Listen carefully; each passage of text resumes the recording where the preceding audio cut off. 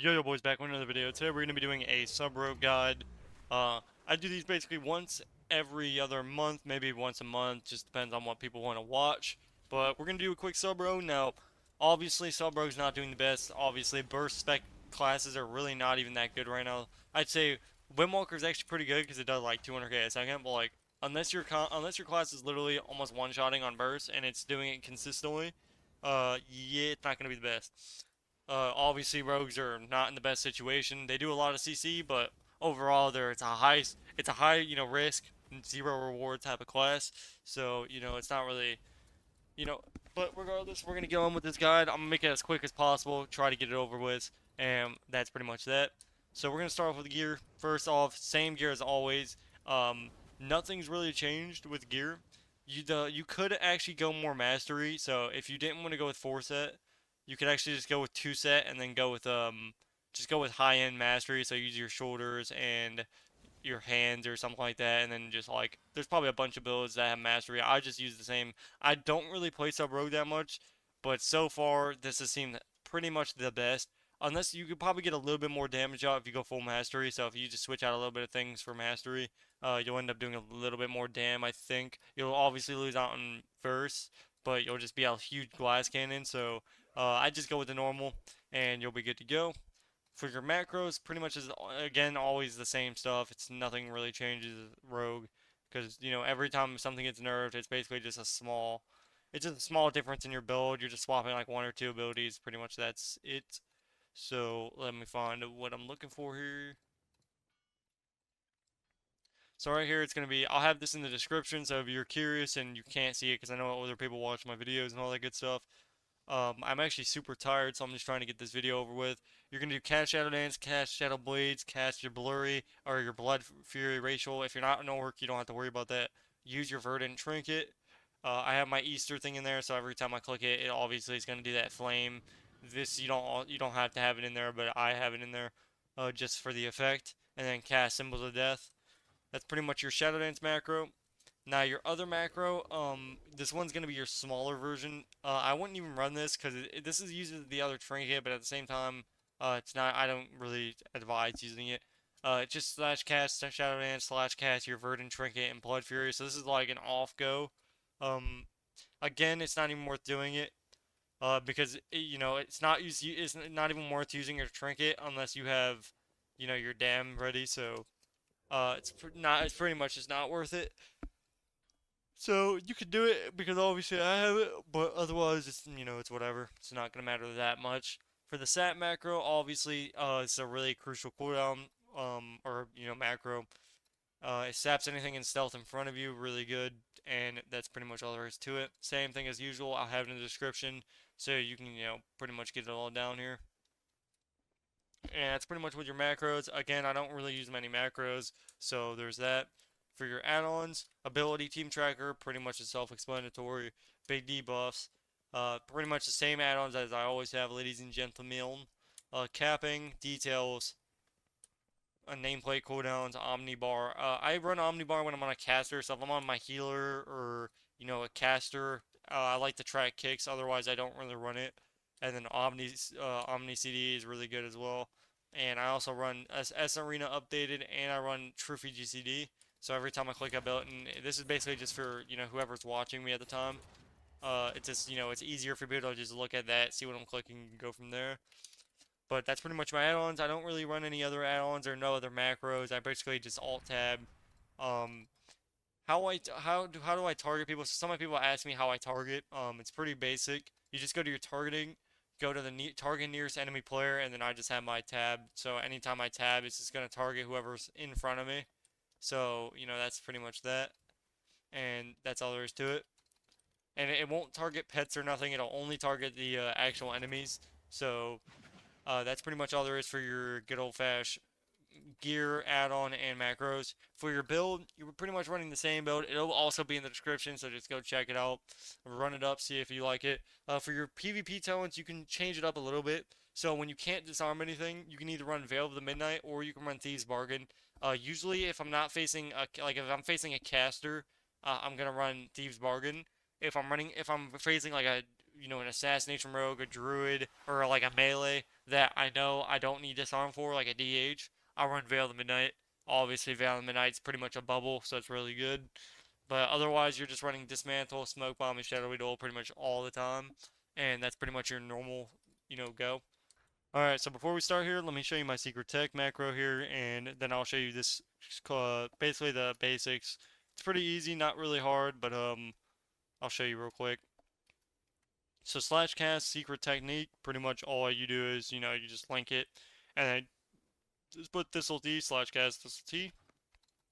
So pretty much all it's going to be is cheap shot, burst macro, sepsis, secret tech, re-cheap shot, eviscerate, re-cheap shot, eviscerate.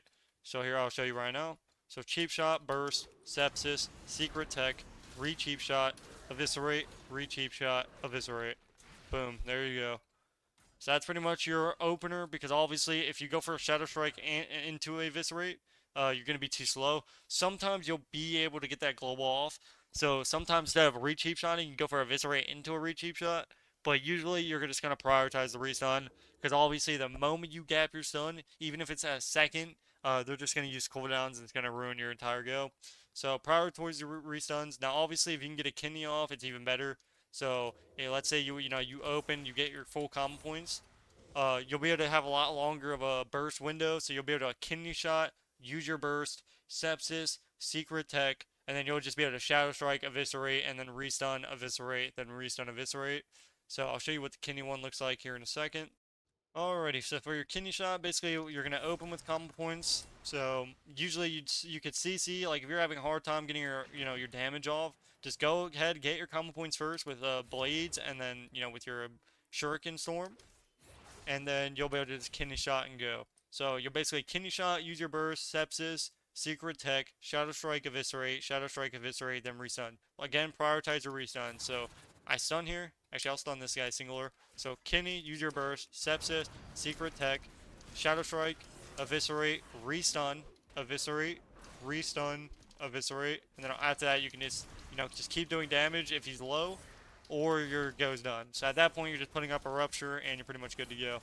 Now a lot of times you can use double dance in the opener because you'll have two vanishes. So usually after your first, you're usually using a vanish offensively so you can reset your CDs. So after they start going you and they start, doing damage and you need to use Vanish, boom, go ahead and pop out a Vanish, and then you're good to go. So that's pretty much how you burst. Now on your off goes, you're doing the same exact thing, except obviously you're not going to have blades. So every minute you're going to be able to do your trinket with your sepsis, and that's what you're going to do. So you want to pair your trinket, your sepsis, and your blades up every time, but obviously these are on a 1 minute and this is on a 2 minutes. The good thing is when you vanish, CDR gives your blade a reset. So after you vanish once, they're almost going to be on par with each other. So really, you can honestly just wait for your blades to come back up and then just wait. Because obviously, it's worth waiting, the 35 seconds or whatever, because you'll have two vanishes to go through. So by the time, you double vanish, you'll have everything back up. So again, just put these together. Now, if this isn't, let's say this is a minute away or 50 seconds away, go ahead and just use your sepsis and your trinket. All that would look like is the same thing. You're just going to cheap shot, use your burst macro into a sepsis, into a shadow, a secret technique, into a, re-cheap shot, eviscerate, re-cheap shot, eviscerate. Obviously, if you kidney, you get more window for damage, but that's pretty much all there is to it. So again, I'll show you guys the kidney version, and that'll be it. Now, on your off time, all you're going to be doing is rupturing the DPS. You're going to be trying to basically feint off CD, so whenever you have feint up, just use it. It's really good. If you're having a hard time using it before somebody stuns, just literally use it off CD. It's better to use it right as it goes off than to not use it at all. So just get in the habit of just using that off CD, and then also prioritize your slice and dice. Because obviously with this build, actually, you know what? Actually, with this build, it's actually worthless. So I'd still keep it with slice and dice anyway, because it keeps your attack speed up. With this build, you're not running Recuperator, so it's not going to give you that healing or, any benefit. So mainly just keep it up just to get that attack speed, but I'm going to show you the kidney version one more time, and that'll be the end of the video. You guys can let me know what you guys want to see next, and we'll go from there. So basically, kidney shot, burst, sepsis, secret tech, shadow strike, eviscerate, restun, eviscerate, restun, eviscerate. Boom. So by the time my shadow dance ends, my go ends.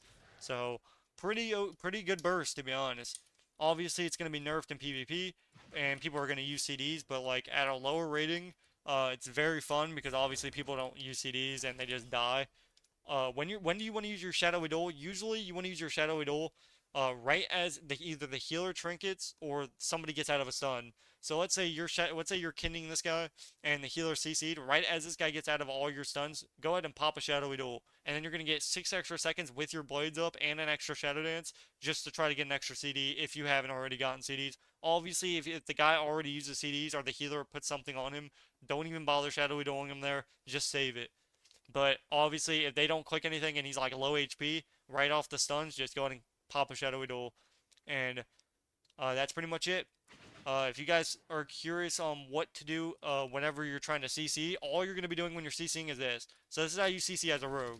So basically you're going to get your common points with shurikens. Let's say this is the main target. Go over to the healer, and all you're going to be doing is saving kidney and saving gouge for the healer alone. So every time it's off DR, run over there, kidney, go ahead and use your Shadow Dance, cheap shot the main target. I'm going to run over here and gouge him. So you're going to gouge off every kidney, and then you're just focusing on doing damage. So every kidney shot, every gouge goes to the healer. Now, when do you want to blind? You're saving a vanish for your blind. So basically, whenever you kidney shot, so instead of gouging there, I'm going to blind. So all I'm going to do is how do you blind sap, or kidney blind sap? You're just doing this.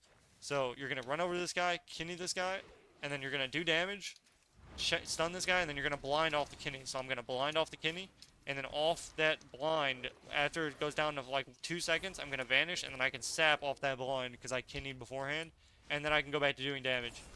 So that's basically how you sap blind, or that's how you kidney, blind sap. Otherwise, you're not going to be able to get it, and that's pretty much all there is to it.